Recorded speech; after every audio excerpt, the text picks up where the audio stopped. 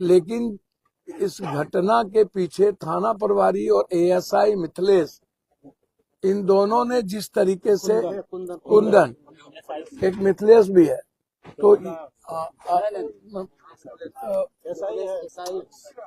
तो उसके बाद ये लोग जिस तरीके से किया, अब आप सोचिए 3 छोटी छोटी बच्ची है, एक 15 दिन की बच्ची है, और मोटरसाइकिल वाला कह रहा है कि ये लड़का कहीं नहीं है, और बिना केस का आप शक के दृष्टि से 1:30 बजे रात में ले जाते हैं, सुबह फिर कहते हैं भाई को आने छोड़ देंगे। मोटरसाइकिल वाला आता है और कहता है कि ये नहीं है, फिर आपने क्यों नहीं छोड़ा? पुलिस तो जिस बच्चे को मारा, जो वीडियो देख रहे हैं आप, फांसी का जो बात कर रहा है, उस पे आप देखिए तो 20 तारीख का वो डेट आता है। इनको 2 तारीख को रात में 1:30 बजे ले जाएंगे। इनके भाई जाते रहे, बातचीत होती रही। जिस मोटरसाइकिल के बारे में बोला, वो मोटरसाइकिल वाले भी थाना पर गए, उन्होंने कह दिया ये लड़का है ही नहीं और ना ये मेरी मोटरसाइकिल है। फिर इनको 1 लाख 1.5 लाख रुपए का सौदा करते रहा, पैसा लेके बुलाया, और जब नहीं व्यवस्था हो पाई या पैसा नहीं दे पाया, तो फिर मोटरसाइकिल वाला दोबारा जाकर के कहा कि इसको छोड़ दिया। मुजफ्फरपुर में सीने में गोली मार दी जगतपीत राय जी को। बिल्कुल, अभी तक उस पर एफआईआर लॉन्च नहीं किया। आप जिस तरीके से आप मारते मारते, उसमें परिजन का कहना है, और जो फोटो हम देखे हैं, हाथ में बिजली करंट लगाने की बात आई है, परिजन बोल रहे हैं। उनके गले पर बहुत बड़ा, देखिए फांसी लगाने का जो सरकमस्टांसेस है वो बिल्कुल डिफरेंट है। और यदि हम ऐसा मान भी लें कि फांसी हाजत में किसी ने लगाया, तो हाजत की अभिरक्षा में फांसी लगाया तो 302 का मुकदमा तो बनेगा। थाना प्रभारी और एएसआई, उन्हें किसी भी कीमत पर राइफल पुलिस की नहीं लेनी चाहिए, और न ही पुलिस पर लाठी चलाना चाहिए। पुलिस का क्या दोष होता है? दोष तो थाना का था, थाना ने किया, उस पर कार्रवाई की जोर था। हम लोकतंत्र में यही कर सकते हैं। तो हमारी एसपी साहब से बातचीत हुई कि फुटेज वीडियो में कोई इस तरह का यंग लड़का यदि बदमाशी किया है, तो आप उसने कोई आम लोगों को तंग मत करिए। गांव में आप जो पढ़ने वाले लड़के हैं या जो कुछ देने गया थाना, उसका भी नाम आपने इन्वॉल्व कर दिया। पटना में एक बच्ची की पिता किडनैप हुई थी, बोला कि मेरी बच्ची को किडनैप कर लिया। बोला कहाँ किडनैप कर लिया? अरे मजे लेने गई होगी, घूम फिर के यार के साथ मजा ले लेगी, मजा लेके आ जाएगी, काहे का बेटी के पीछे पड़े हुए? किसी लड़के से फंसा। हम परसों नालंदा में थे, जहाँ बच्चियों के साथ सामूहिक बलात्कार करने की कोशिश। अब जैसे पूर्णिया के डगरवा में सामूहिक बलात्कार हुआ, और आज तक 2 व्यक्ति 11 तारीख के बाद एसिड छीट के जला दिया, 5 आदमी, और उस बच्ची को न्याय नहीं मिल पाया आज तक। समझ में नहीं आता है। लोकसभा में भी लगातार मामला उठने के बाद एक बच्ची को किडनैप, छोटी सी बच्ची को किडनैप किया बरारा से, और उस बच्ची को किडनैप के बाद आपको आश्चर्य होगा, कल जाकर के उस बच्ची का किडनैपिंग और जो लड़के लोग किडनैप किए वो भाग गए। मुझे एक बात सबसे आश्चर्य होता है, हाजत में किसी भी प्रकार का ना तो कोई रस्सी होता है, ना कुछ होता है, फांसी, और ना ही हाजत में कोई फांसी लटकने का कोई व्यवस्था होती है। तो फांसी का तो कोई सवाल नहीं है।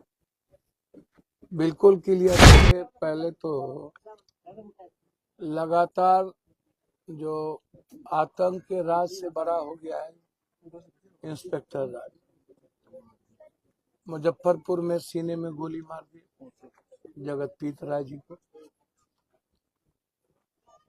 बिल्कुल अभी तक उस पर FIR लॉन्च नहीं किया। पटना में एक बच्ची की पिता किडनैप हुई थी, बोला कि मेरी बच्ची को किडनैप कर लिया। बोला कहाँ किडनैप कर लिया?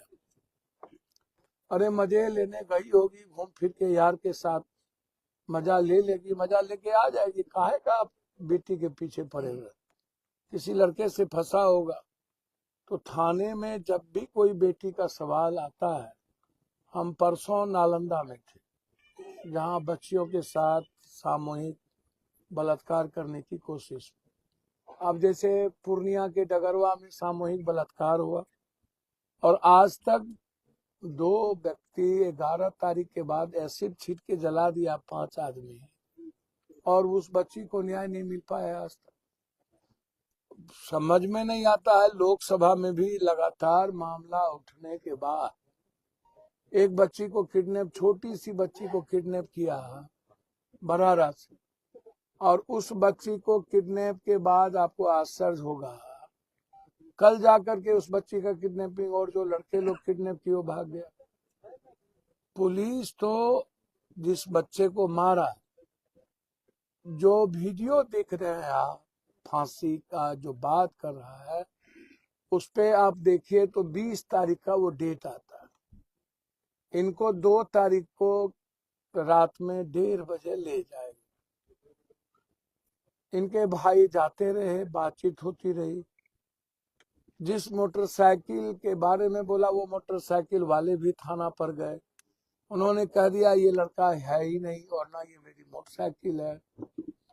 फिर इनको 1 लाख 1.5 लाख रुपए का सौदा करते रहा, पैसा लेके बुलाया, और जब नहीं व्यवस्था हो पाई या पैसा नहीं दे पाया तो फिर मोटरसाइकिल वाला दोबारा जाकर के कहा कि इसको छोड़ दिया जाए। लेकिन मुझे एक बात सबसे आश्चर्य होता है, हाजत में किसी भी प्रकार का ना तो कोई रस्सी होता है ना कुछ होता है, फांसी, और ना ही हाजत में कोई फांसी लटकने का कोई व्यवस्था होती है। तो फांसी का तो कोई सवाल नहीं है, बिल्कुल क्लियर। वेंटिलेटर के सर रड में जो है वो लगाया गया था, ऐसा कुछ कहना है। मुझको तो एक बात समझ में नहीं आती, तो किस चीज से लगा लिया वेंटिलेटर के रड में? और वेंटिलेटर उस ऊंचाई पर है तो वहां कुर्सी था कि वेंटिलेटर पर चढ़ गया?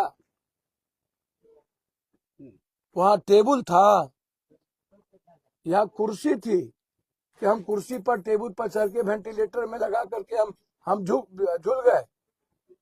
और वेंटिलेटर पर यदि हम चढ़े भी तो कैसे चढ़े? और चढ़े तो वहां क्या आपने फांसी लगाने के लिए उनको डोरी दे दी थी? सर बैल से तो फांसी लगी नहीं होगी। उसमें जो है वो एक ओढ़ने वाला चादर को दिखाया जा रहा है। हमको तो एक बात समझ में नहीं आता, मैं कह रहा हूँ कि वेंटिलेटर पर चढ़ा कैसे? एक दूसरा, चादर से आप हमको जरा कोई चादर से फांसी लगा के दिखा दीजिए। और फांसी यदि लगाता है तो वो झूलता ना। आप जिस तरीके से आप मारते मारते, उसमें परिजन का कहना है, और जो फोटो हम देखे हैं, हाथ में बिजली करंट लगाने की बात आई है, परिजन बोल रहे हैं। उनके गले पर बहुत बड़ा, देखिए, फांसी लगाने का जो सरकमस्टांसेस है वो बिल्कुल डिफरेंट है। और यदि हम ऐसा मान भी लें कि फांसी हाजत में किसी ने लगाया, तो हाजत की अभिरक्षा में फांसी लगाया तो 302 का मुकदमा तो बनेगा थाना प्रभारी और ASI पर कि आपने 2 दिनों से आप गिरफ्तार करके रखे हुए हैं।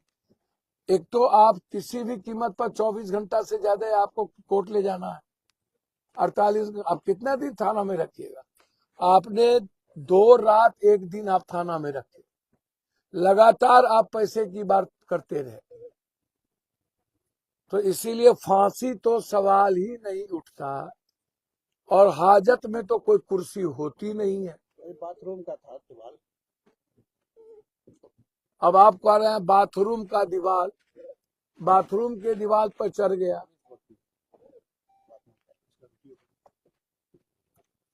भैया चादर कहाँ से आया?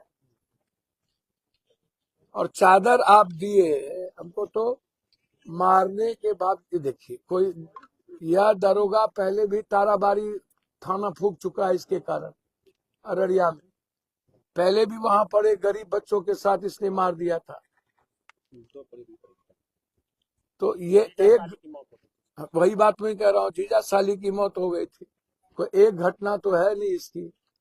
तो ये आतंक का अभिप्राय है, और ऐसे जल्लाद को बचाना सही नहीं है समाज के लिए।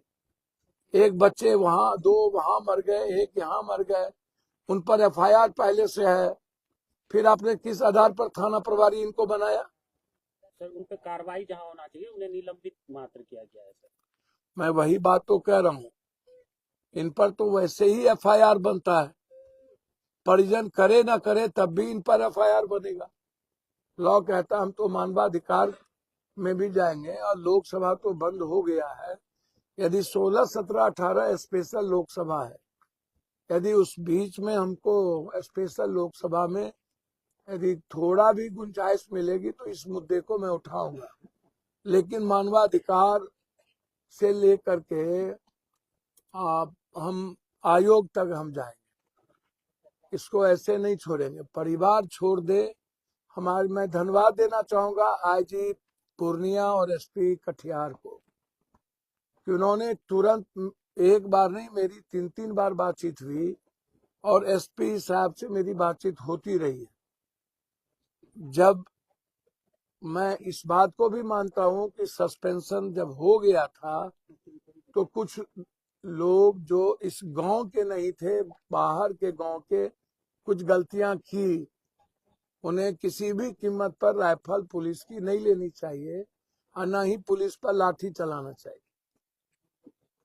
पुलिस का क्या दोष होता है? दोष तो थाना का था, थाना ने किया, उस पर कार्रवाई की जोर था। हम लोकतंत्र में यही कर सकते हैं। तो हमारी एसपी साहब से बातचीत हुई कि फुटेज वीडियो में कोई इस तरह का यंग लड़का यदि बदमाशी किया है तो आप उसने कोई आम लोगों को तंग मत करिए।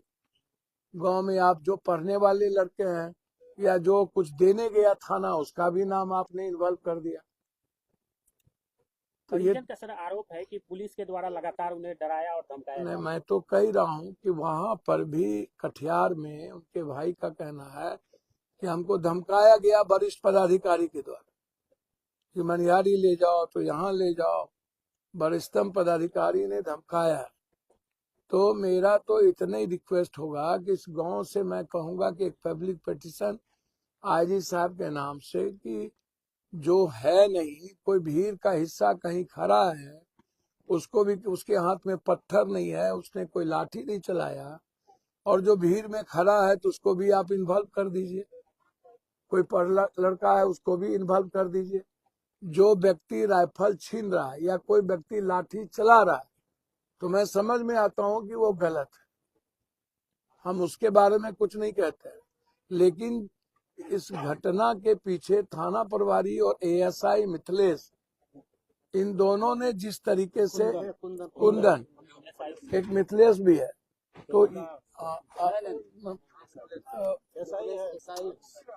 तो उसके बाद ये लोग जिस तरीके से किया, अब आप सोचिए 3 छोटी छोटी बच्ची है, एक 15 दिन की बच्ची है, और मोटरसाइकिल वाला कह रहा है कि ये लड़का कहीं नहीं है, और बिना केस का आप शक के दृष्टि से 1:30 बजे रात में ले जाते हैं, सुबह फिर कहते हैं भाई को आने छोड़ देंगे। मोटरसाइकिल वाला आता है और कहता है कि ये नहीं है, फिर आपने क्यों नहीं छोड़ा? फिर पैसे का निगोशिएशन क्यों करने लगे? तो गलती पे गलती तो थाना करते जा रही है, और 2 दिनों से है वो वहां। तो जब 2 रात रहा, एक रात पहले उसने आत्महत्या नहीं किया या उसने फांसी नहीं लगाई, दूसरे रात क्यों फांसी लगा लिया भाई? आप लगातार दूसरे रात भी टॉर्चर, उसका भाई 2 बार गया, खाना लेके गया, तो उसके बाद आप टॉर्चर, आपने इतनी पिटाई, इतनी जघन आपने उसके साथ किया कि वो बच्चा मर गया। तो 302 का मुकदमा तो हम चाहेंगे कि हर कीमत पर प्रशासन उस पर लगाए, और एक बार की घटना नहीं है, इसकी पूरी इंक्वायरी हो। हम डीजी साहब को भी और एडीजी को भी हमने मैसेज किया है, और हम सरकार से जरूर चाहेंगे कि किसी भी कीमत पर इसकी नौकरी बर्खास्त हो, इस परिवार को मुआवजा मिले। बिल्कुल गलत बहाना है, कुछ भी नहीं होने के बावजूद यह कहना कि ये फंदे हैं, और जो लोग सीसीटीवी फुटेज में नहीं है या वीडियो में नहीं है, हर कीमत पर प्रशासन कम से कम वहां जाकर के आतंक का माहौल ना बनाए, ये सही नहीं होगा।